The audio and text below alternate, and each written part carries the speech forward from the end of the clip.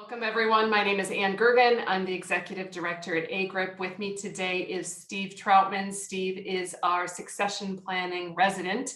I was going to say for the year, but I guess now it's going on 2 years as the result of pandemic extension. So our goal today is that we wanted to come back to the big picture project and give some tips and best practice ideas now that we've seen a few examples of big picture project and show pools what good really looks like. So Steve, if you want to talk a little bit more about what the big picture project is, what our goals are, and what you're looking for when you're looking at these decks, then we can share some examples. Terrific. Thanks, Ann. Yeah, first of all, it's exciting to have seen so many of the pools give a first draft on the deck, and the quality of what we saw was terrific. So it's fun to come back with a few tips for you here, but largely great to see the good work on this. Just to remember, the big picture is a concept. A lot of us use those words like getting the big picture. He gets it, she gets it, I don't get it. And one of the things we do with this deck is we make it measurable, whether you can measure whether somebody gets the big picture. Another way of saying that is we can measure whether there's alignment. And this deck is a framework for that conversation, a way to measure whether there's alignment on the big picture. And it can be used in a number of ways. It can be used to test alignment, for example, with your governing body and then your leadership and then all the way down to the front line. And we do that by answering the questions in this deck and then making sure that the answers can be repeated by folks at all levels of the organization. We could also use it as a basic deck for onboarding. So I really recommend that in their new hire's first week on the job, that their leadership team sits down and walks through the answers to all these questions. And what we find is when that happens, new employees are making better decisions, more informed decisions, and they're also prioritizing a lot better. So it's another use of it in addition to alignment at all levels. You also can use it to inform your succession planning because we want to make sure that you're recruiting a future leader who is going to be eager to expedite the big picture and going to be prepared and skilled in that way. And then finally, another idea for using it is that if you do have turnover at the executive level, the new executive can edit this deck as a way of showing the changes from the prior way to the future way that they're leading the team through. And so it's a living document that you can apply in a variety of ways. And so it's just a bunch of uses for it now that you have it drafted. So I want to share with you one other thing that I heard from a lot of our pool directors who went through the work and submitted their big picture project drafts for our review. To a number, I asked those executive directors, how did you find it? What was your experience going through the big picture project? And every single one of them told me that it was exceedingly useful to them in terms of helping them crystallize their thinking.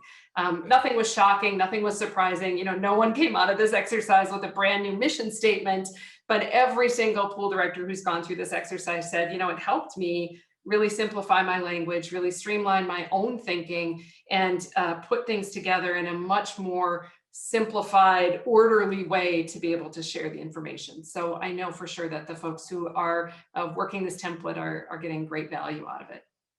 Yeah, that's terrific. So what we, remember that AGRiP has provided you with what I think of as a really terrific template for answers that would be appropriate to these questions for pools. And the project involved, for many of you, involved just reading AGRiP's template and then changing it so that it really reflects your unique circumstances, making sure that, for example, the priorities are appropriate for you, that the products and services are appropriate for you, that the strategy efforts are appropriate for you. So you're starting with this terrific template, and the comments that it will make, as Ann and I go through this with you, the comments will be ways in which we saw people veer from the template perhaps a little bit too far.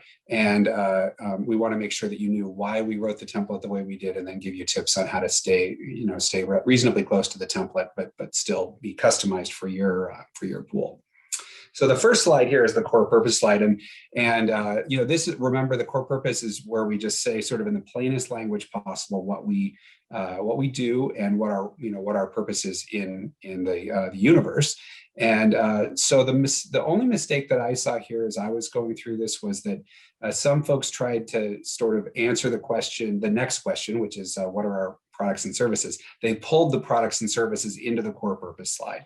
So don't go too soon to what we do. Talk more about, you know, what our purpose is, and that's going to get you in the right space. So start with this, and then, you know, work from there.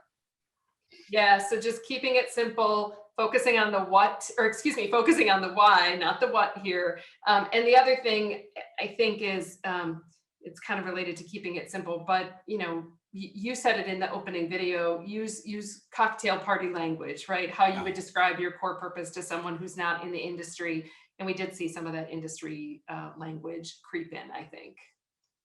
Good. And that's important, of course, because your new hires may be new to the industry, and certainly many of your governing body members don't really understand you. So it's good to keep that in mind. So the second slide was the products and services one. And what I heard you just say is that sometimes pools were trying to like creep their products and services into their core purpose. So keep it separate is the first thing I heard, right? Yes, and also on this one, I mean, for the most part, as I read the samples that came through, they looked really good to me. We want to double check that we've prioritized the products and services.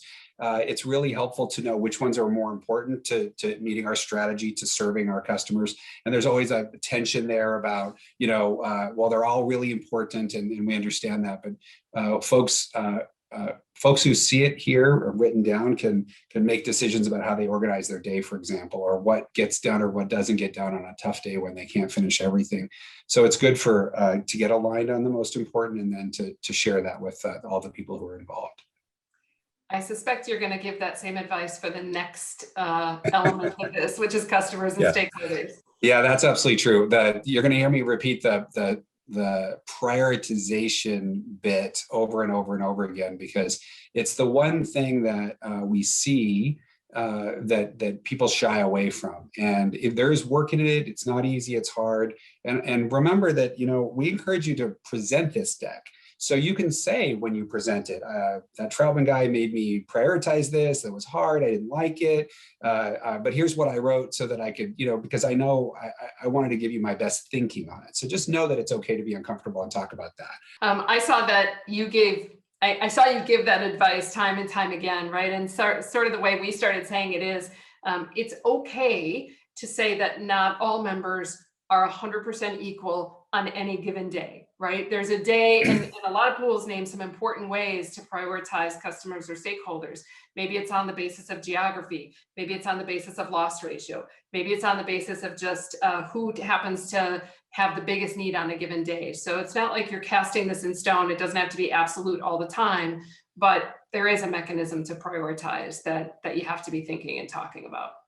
So then the next question in the big picture project was about partners. Yeah. So the one tip that we had to repeat a number of times is that it's a good idea to name your partners. These are the folks you collaborate with to serve your customers.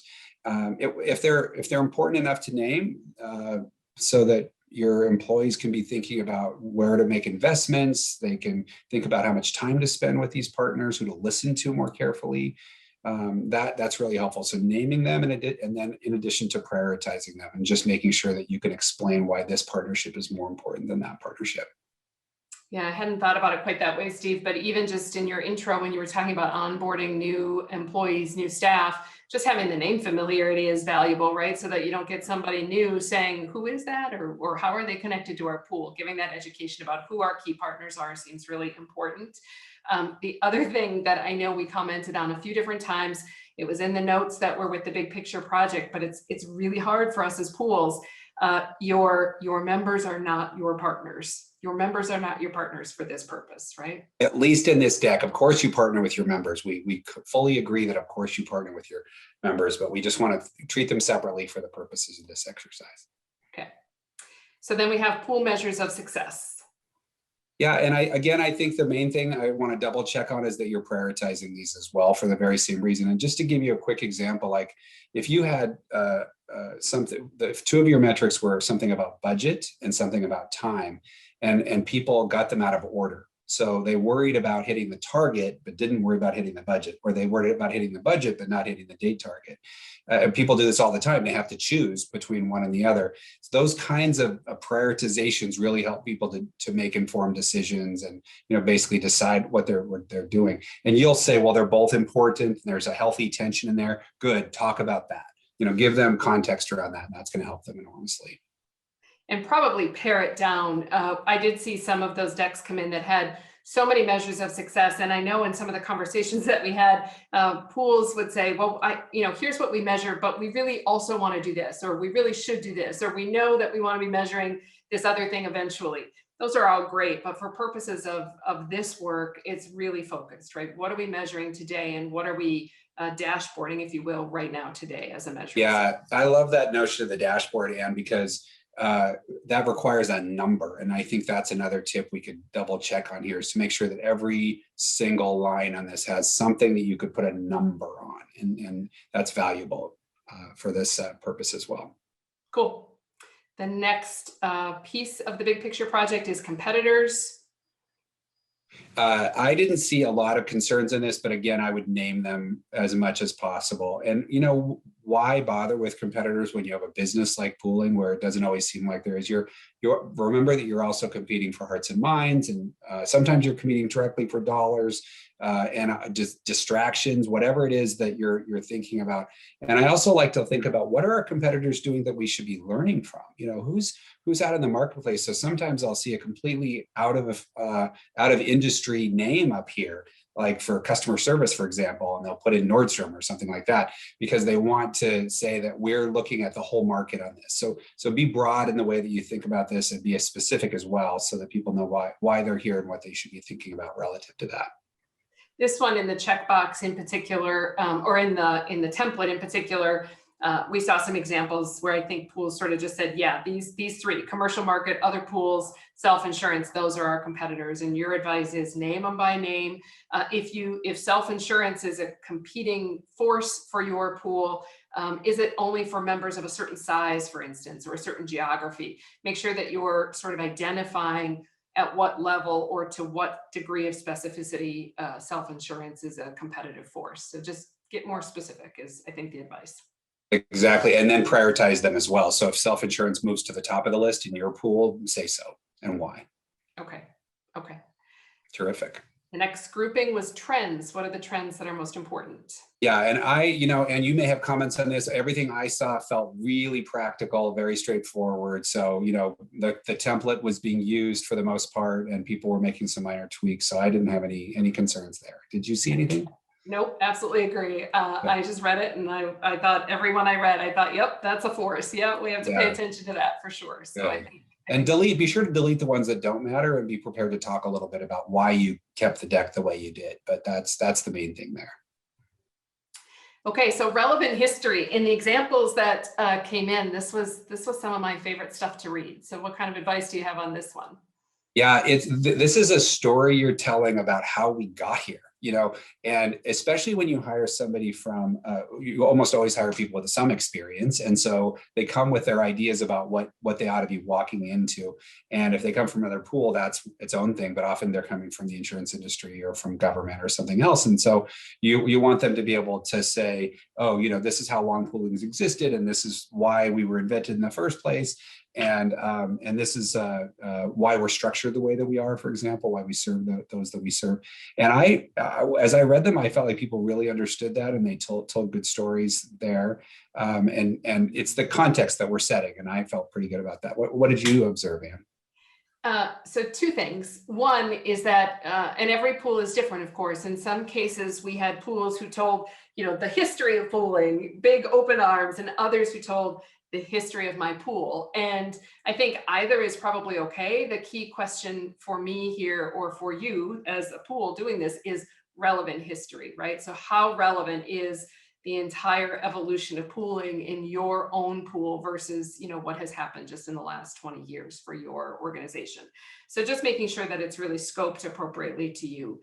The other thing that really stood out to me is that as I read some of the examples, in some cases, the relevant history got a little uncomfortable, or the relevant history, made mention of something that maybe Not everyone would have known, or the doors weren't always open on to begin with. So I think the point is, again, like it has to be, whatever's meaningful in your pool, whatever that history is, that's what goes on this page, just so that everybody can understand it and talk about it and appreciate where you've come from. And then the last piece is supporting the strategy. Yeah, and this was interesting because remember, strategy in plain language is just, who are we going to be when we grow up, and sometimes it's about what we're not doing that we can set aside. And so a couple of things I saw. One was that I saw services repeated again. So strategy isn't typically table stakes. Like if your strategy is to stay exactly as we are right now, then that's rare. Most of the time, strategy includes some kind of evolution or growth or change or something like that. So don't just repeat the services you're already doing.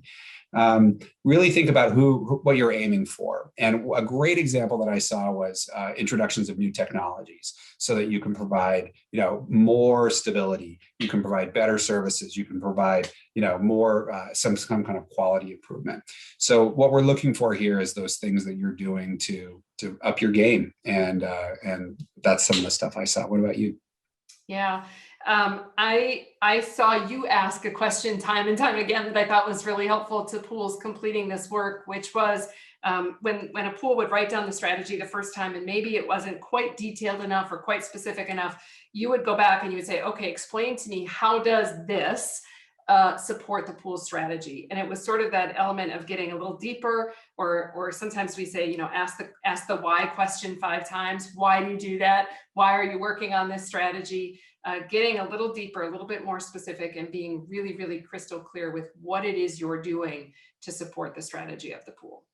Awesome. So, I mean, that's a great test for every single slide, is that you can defend it. You can explain it. You can talk it through, because we don't want you to, as I mentioned earlier, we don't want you to hand this deck to anybody.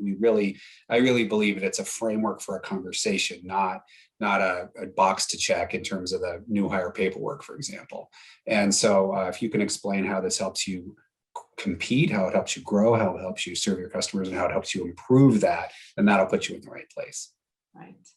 So the other piece of advice, overarching advice, Steve, that I heard you give more than once was, again, just that specificity and clarity, and the idea that the clarity is going to help whoever it is you're talking to, your governing body, your staff members, your service providers, that your clarity is really going to help them interpret things the same way that you would interpret things, or at least understand your interpretation and be able to talk that same way. That's right. And remember that what you said at the end there is the measure. So they should be able to basically they should be able to present the deck back to you. And the stuff they say fits, it's aligned with what you said, it's in agreement with what you said. So that's the measure. You present it to a new hire, for example, and you have them present it to the team the next day. And if they can, you win. And if they can't, you have work to do. And I can't be more, it's a very simple concept, but how many times have you had somebody join your organization who didn't get the big picture, and they can do a lot of damage? So let's expedite how quickly they're valuable and how quickly they can, be in support of your mission.